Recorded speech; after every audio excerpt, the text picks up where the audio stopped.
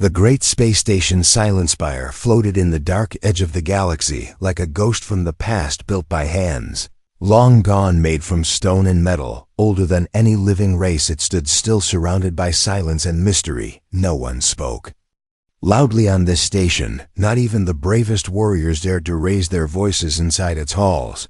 The Council of Silence had called a meeting, and all powerful alien races were invited. It was rare, very rare for them to invite humans, but this time they had made an exception. The human delegation arrived in a simple ship painted gray. No weapons, no heavy guards. Only 4 people stepped out onto the cold landing bay. The leader was a tall man with silver hair and calm eyes. His name was Dr.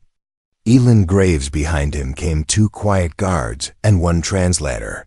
Robot, they looked weak compared to the armored lizard soldiers of the Krivan Empire or the glowing energy forms of the Selnari Federation. But they did not come to show power. They came with knowledge. The alien delegates gathered in the grand chamber, a round hall made of black stone and shining gold symbols. Each seat belonged to a powerful species.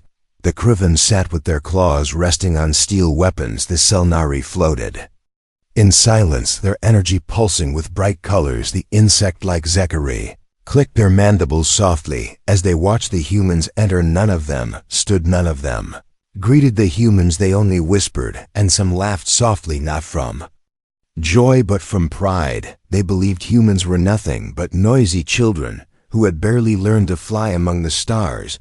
Dr. Graves walked slowly to the center of the chamber. His face showed no fear. He wore a long dark coat with small symbols stitched into the sleeves. Most did not notice them, but a few scholars around the room froze. Their eyes widened when they saw the patterns. Those were ancient symbols, lost symbols from the language of the Varnak, the dead race that once ruled the stars. The Varnak had vanished long ago, so long ago that even the oldest species only remembered them from ruins and legends. Their language was considered impossible to understand. It had no clear grammar, no clear logic. Those who tried to study it failed. Many went mad trying to read it. Machines could not translate it, and yet here, this human stood wearing their symbols calmly, silently, as if he knew something they didn't. A Krivan delegate stood and pointed a claw at the human with a mocking tone. He asked why humans were here. What wisdom could they bring? What power did they think they had? His voice echoed loud and sharp through the chamber. The walls seemed to dim as if disapproving the tone. Dr. Graves waited until the Krivan sat back down. Then he looked around the room, his eyes slow and careful. He did not speak right away. Instead, he turned to the wall behind him, a wall filled with carvings, symbols, lines, and marks that no one had touched for 1,000 years. Then, without warning, he opened his mouth and spoke. The sound was like a wind from a forgotten cave, deep and slow, not loud but strong. It carried through the hall like a wave of memory. It was not any known language. It was the language of the Varnak, the same language that was believed to be lost forever, the same language that made translators break and minds shatter. And yet, Graves spoke it as if it was his mother tongue. Every alien in the room went silent. Even the air seemed to stop moving. Walls of the chamber responded to the sound. The golden lines on the stone began to glow. One by one, they lit up in a soft orange light. Spreading from the center outward, the hall itself seemed to breathe, and then the central pillar in the chamber shook just once, as if waking up from sleep. Whispers turned into fear. The Selnari dimmed their lights. The Zekari made sharp warning clicks, and the Krivan growled low and confused. No one knew how to react. Dr. Graves had just broken a rule that no one had ever dared to test. He had spoken the Forbidden's tongue, and the station had answered. One of the council elders, an old bird-like creature with silver feathers, stood slowly, his voice calm but shaking. He asked one question: how did this human learn the language of the dead? How did he survive it? Dr. Graves looked at him with steady eyes. He did not smile. He did not explain. Instead, he placed one hand on the glowing wall and spoke one more sentence in that strange language. The ground beneath the chamber gave a soft hum, as if the station itself was listening. They were not laughing now. The aliens who had mocked the humans just moments ago were now staring at one man in silence, not because he was dangerous, not because he was Loud, but because he had done the impossible. He had spoken the language of the ancients, and the ancients had listened. Dead tongue lives. No one in the grand chamber moved. The glowing walls still pulsed with a soft orange light, as if remembering something long forgotten. Every species present looked toward the human standing at the center. Not one of them dared to interrupt the silence that followed his second sentence. The translator robot that stood behind Dr. Graves was completely still. Its system had shut down the moment he spoke. The ancient tongue, the Varnak language, was known to break machines. It wasn't just words, it was power encoded in sound and rhythm. It carried emotion, structure, command, and something deeper that no one could explain, and yet this human was not only speaking it, he was controlling it. Dr. Graves turned slowly and faced the council. His voice remained low as he began to speak. Again, this time in Galactic Standard, he told them that Earth had discovered something 10 years ago, something buried deep beneath the ice of Antarctica, an artifact that hummed with unknown energy. It had symbols on its surface, symbols that matched the carvings found on abandoned Varnak structures across dozens of forgotten planets. No one had ever been able to read them until now. Graves had been part of the team that studied that artifact for years. He spent days, weeks, months repeating the sounds embedded in its surface, listening and speaking until his voice blended with the patterns, until the strange vibrations no longer hurt his mind, but started to feel familiar. He explained how at first nothing happened. Then one day the artifact glowed, and his voice no longer echoed in silence. It echoed back with meaning. The language of the Varnak was not just for communication. It was a living key, a tool designed to awaken old machines, open locked doors, and perhaps even rewrite physical matter. The council members listened in growing discomfort. They had all once searched for the secrets of the Varnak, but failed miserably. Yet here was a species they considered young, weak, and foolish, unlocking what no one else could. As Graves continued, the chamber around them shifted. The lights above flickered, then changed to a soft violet. The council chamber had changed color in response to his voice, something it had never done before. The historian from the Aquari species stood suddenly and demanded proof. Anyone could mimic sounds, he said. How could they know this human truly understood what he spoke? Dr. Graves did not respond with anger. Instead, he raised his hand and spoke a single phrase in the dead tongue. The floor beneath the Aquari historian's seat shimmered and then lifted gently into the air, hovering for a moment before returning back as smooth as water. Not one piece of technology in the room had moved, yet something invisible had answered the words spoken by the human. The message was clear. The language was not just being repeated, it was being commanded. Gasps filled the chamber, but none were louder than the sharp screech of the Selnari elder. She floated forward, her lights flashing in alarm and confusion. She said the last known attempt to speak the Varnak tongue had resulted in the death of an entire science ship over 200 years ago. Minds melted, equipment exploded. The words were not meant for living species to speak or hear, and yet here stood a human, not only alive but calm, clear, and in control.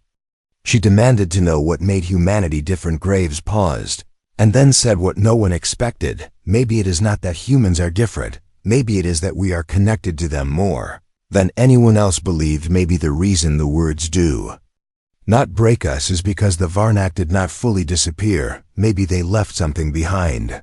Not just stone, not just ruins, but blood bones, ideas. Maybe Earth was not chosen randomly. Maybe we are the final echo of the ancient ones. A low buzzing filled the chamber, as if the walls themselves were humming in agreement. The Hari delegates began clicking rapidly among themselves, translating ancient texts stored in their genetic memory. One of them confirmed that in their records the Varnak once seeded life across distant planets to preserve their culture during the final days of their empire. They had chosen one world to carry the voice forward, but the name of that world had been lost until now. Graves stepped forward again, and with no fear in his voice he said, "We did not come here to threaten, we came to understand. We did not wake this language to gain power. We woke it because it called to us, because it belongs to us, and through it, we remember what the galaxy has tried to forget." Every eye in the chamber was now on him, not with mockery, not with anger, but with something deeper, the fear of truth, the possibility that the past had not died, but had only gone silent, and that silence had just been broken by a species they never took seriously. The glow of the walls deepened the ceiling above them, lit up with lines they had never seen before, and for the first time in centuries, the name Varnack was spoken aloud, not by a historian, not by a computer, but by the very chamber itself, its voice ancient, deep, and full of sorrow. The chamber spoke because the key had returned. Dead language was no longer dead, it lived again through the voice of a human.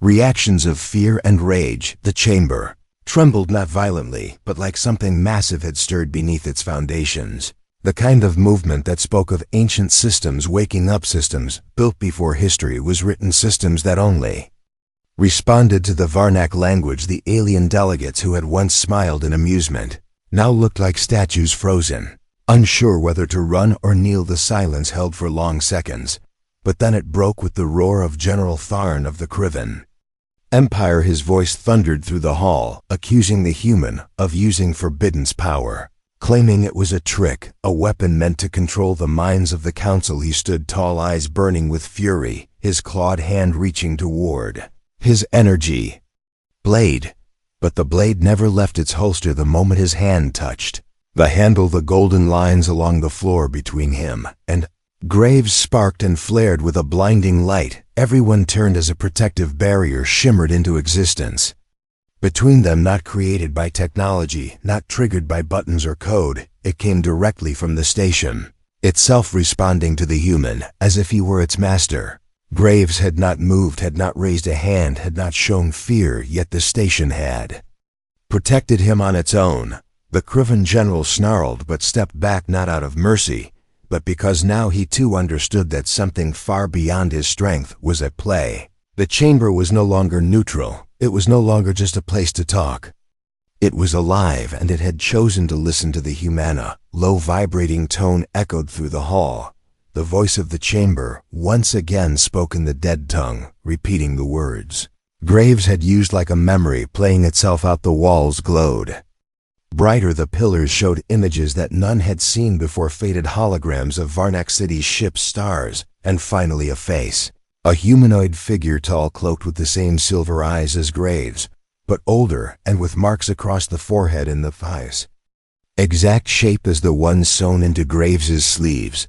The delegates gasped, for this was not just a recording, it was recognition. The chamber was linking Graves to someone it remembered, someone who might have stood here long before the current species even existed. The face in the hologram spoke, and though no translator could interpret the meaning, the tone was clear. It was a message of instruction, command, memory, and inheritance.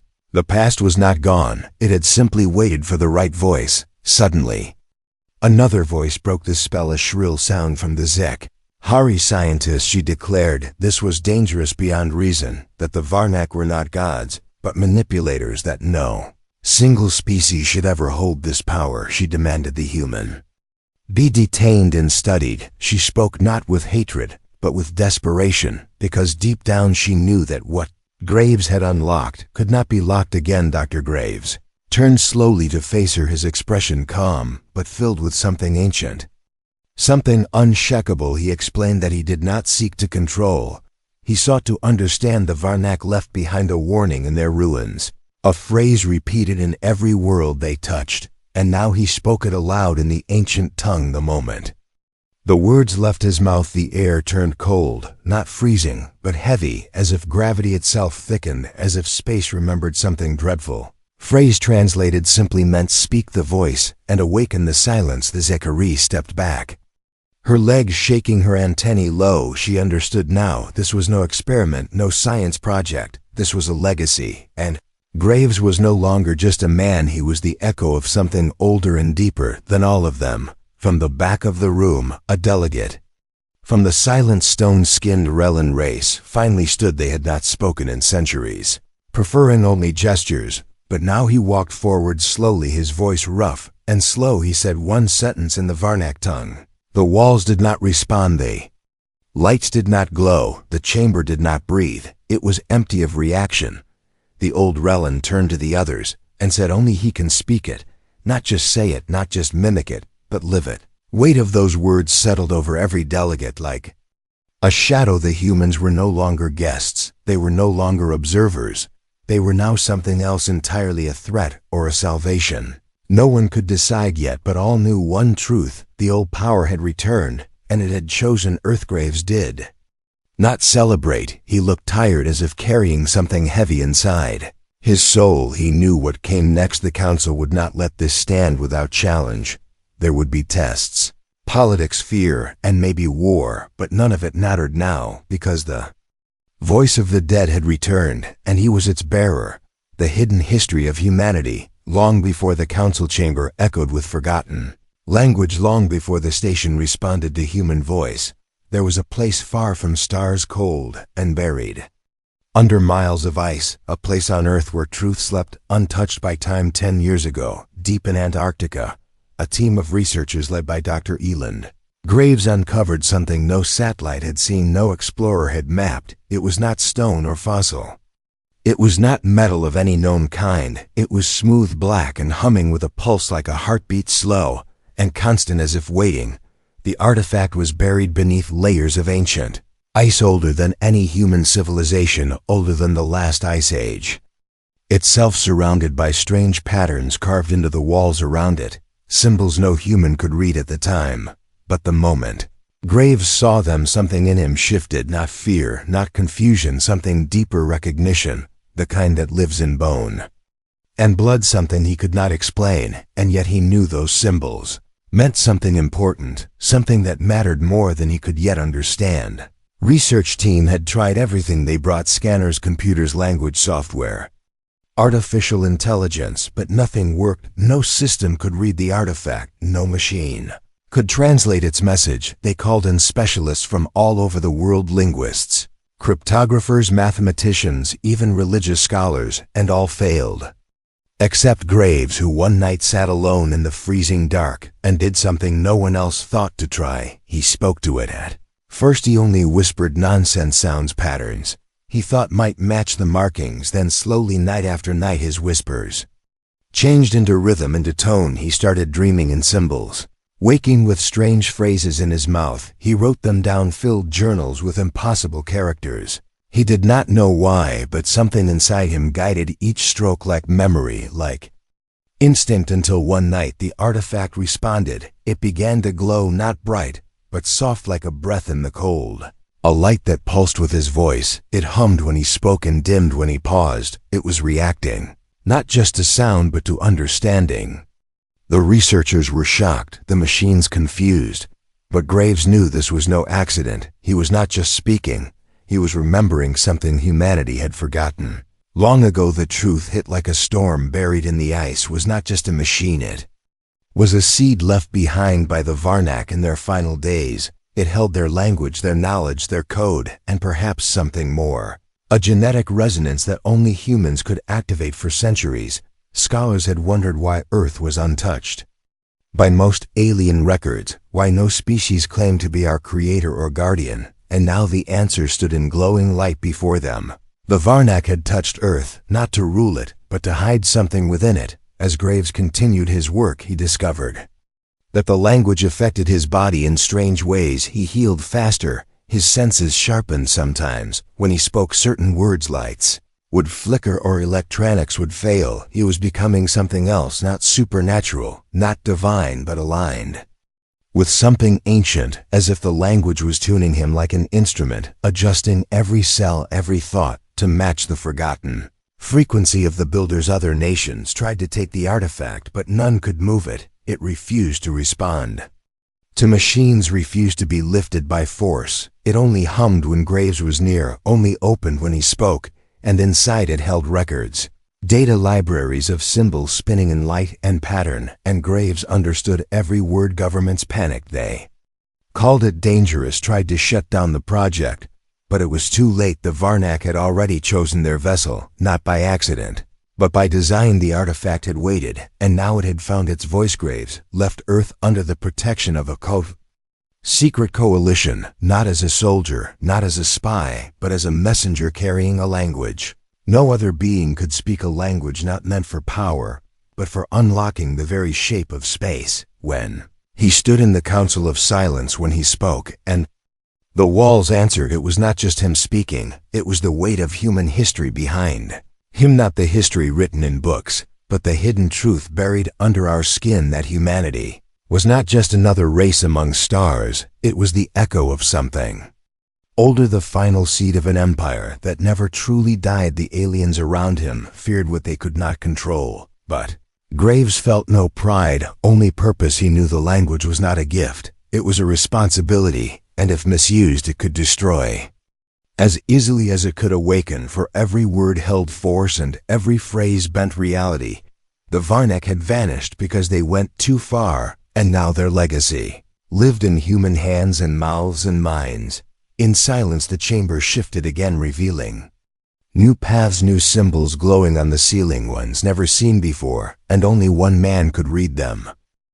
The language is a weapon. The chamber no longer felt like a place for politics, it felt alive, aware, as if every wall, every stone, every pulse of light was part of a being waking up after a long sleep, and now that it had heard the voice it remembered.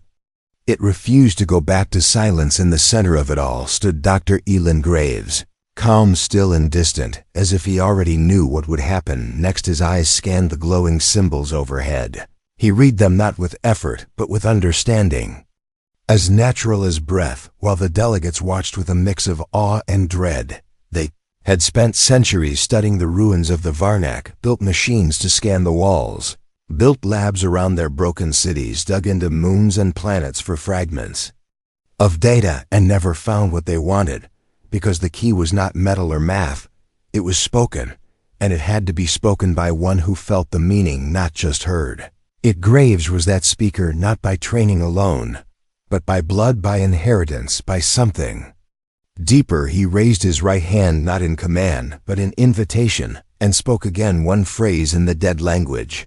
Not loud, not forceful, yet the response was immediate. From behind the council chamber, the great wall split open, a seam of light cutting across its surface. Something slid outward. Slowly a pedestal rose, and on it rested a strange device, not large, not glowing, just simple and silent, until Graves looked at it and said another word. Device floated into the air. It changed shape, as if remembering itself. Metal bent in reformed patterns spread across its surface.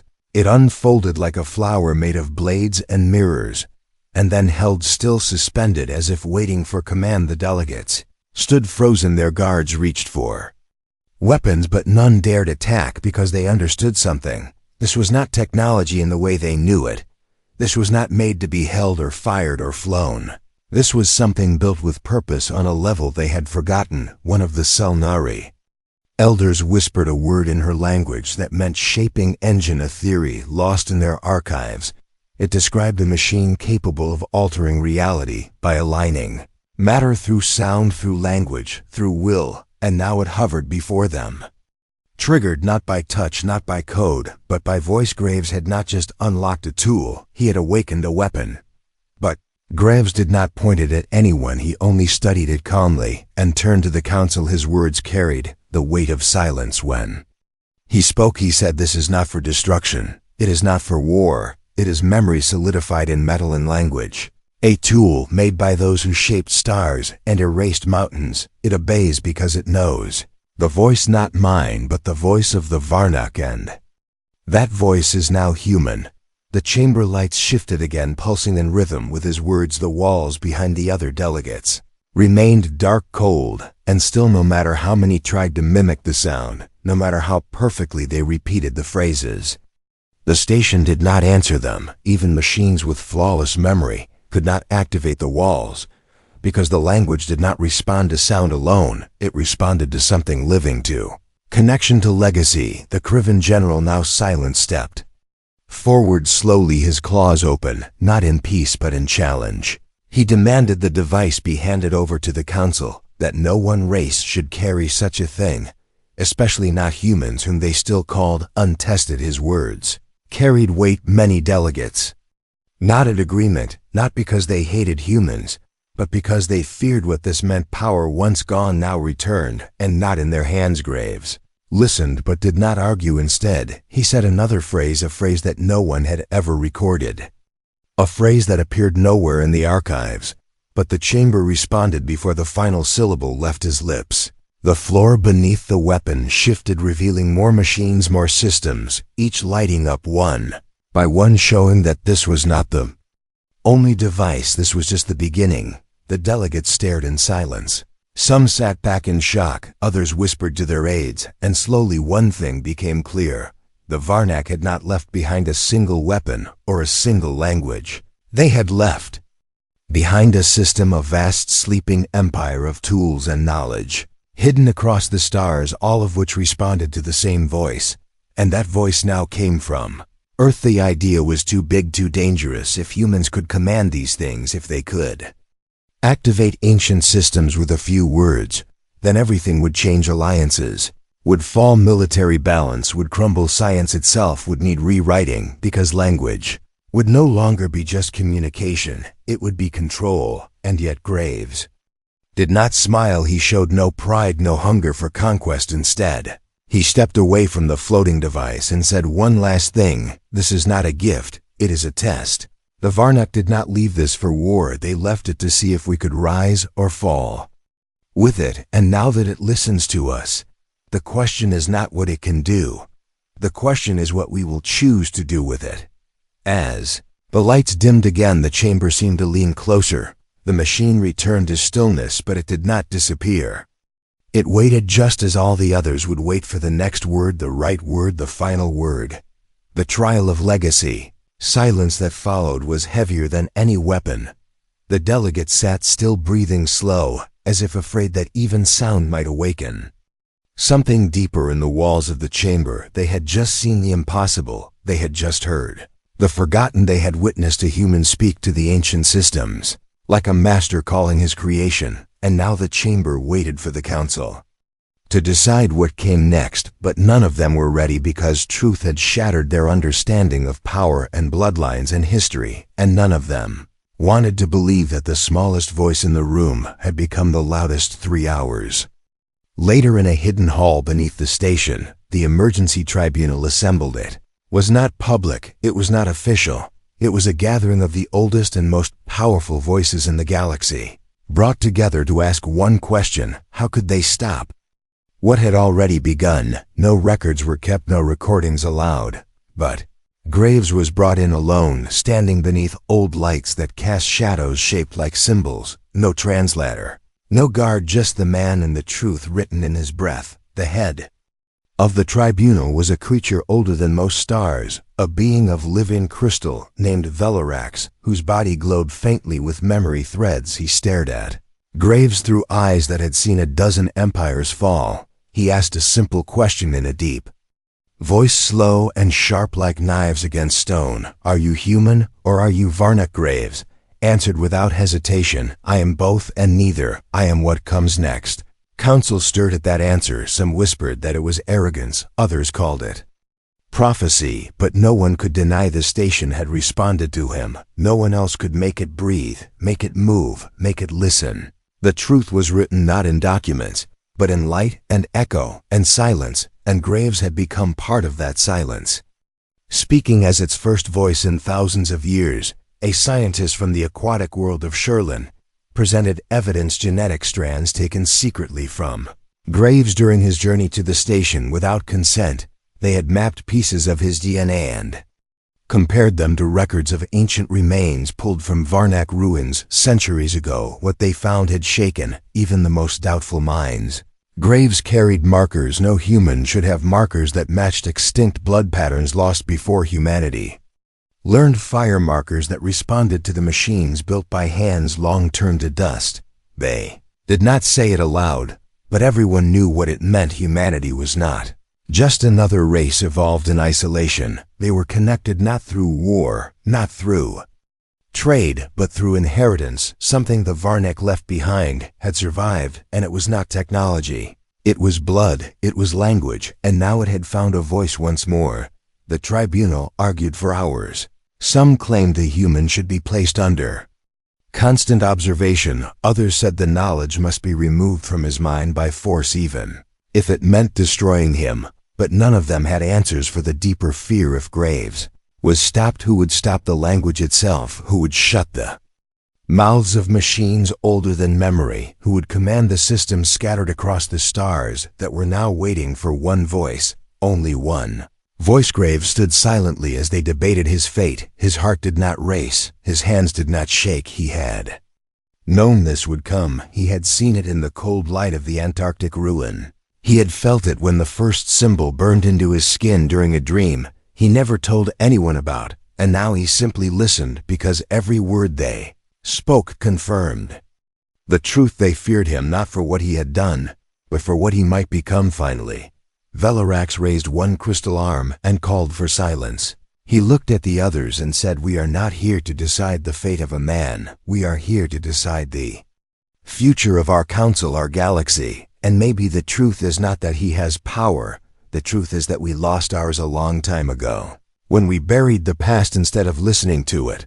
The words cut through the room sharper than any blade, and one by one, the delegates lowered their eyes. They knew he was right. They had built their empires on the ruins of the Varnak, but they never asked why those ruins still breathed, still whispered, and now the whisper had become a voice. That voice was human, and whether they liked it or not, the galaxy had already changed. Velarax turned back to Graves and said, "You are not our prisoner, and not our enemy, but if you speak again, speak carefully, because what you say now shapes more than policy. It shapes reality." Graves nodded once, and for the first time he looked tired. Not from fear, not from pain, but from the weight of everything he carried: the voice, the knowledge, the blood, the silence. Tribunal ended with no punishment, no exile, no chains, only a warning and a truth. The past had returned, and the future now stood shaped in human form, the voice of the ancients. The final gathering took place in the heart of the Council of Silence, beneath a dome of shimmering stars carved into the ceiling and glowing faintly with ancient light. The gray hall was filled with the delegates again, but this time the air was heavy with a mix of fear, respect, and a quiet hope that no one dared to speak aloud. Dr. Eland Graves stepped forward, the weight of the past pressing on his shoulders, yet his voice clear and steady as he prepared to speak the language that had awakened an empire. He looked around the chamber, each face reflecting the centuries of doubt and the flicker of belief that had grown with every word he had spoken. The ancient language was no longer a secret, no longer a mystery, but a living thread connecting past to present, and it was his voice that carried it. Now he began slowly speaking, a sentence never recorded, a sentence lost even to the deepest archives, a sentence that the chamber recognized immediately, for it glowed brighter, pulsing with light, and the walls hummed as if breathing the echoes of forgotten time. As the words filled the chamber, a hologram appeared in the center, a figure tall and regal with silver eyes like his own, cloaked in the flowing robes of the Varnak Empress. She looked at the council and the humans alike with a calm that spoke of sorrow and hope. Her voice was soft but carried across the hall in perfect clarity, a voice not translated but understood by all it said. "If you hear this, my children live." The delegates were stunned, for this was not a message from a distant past, but a declaration from the last living memory of the Varnak. A call to those who had inherited their legacy to rise and remember, to protect, to rebuild what was lost for too long.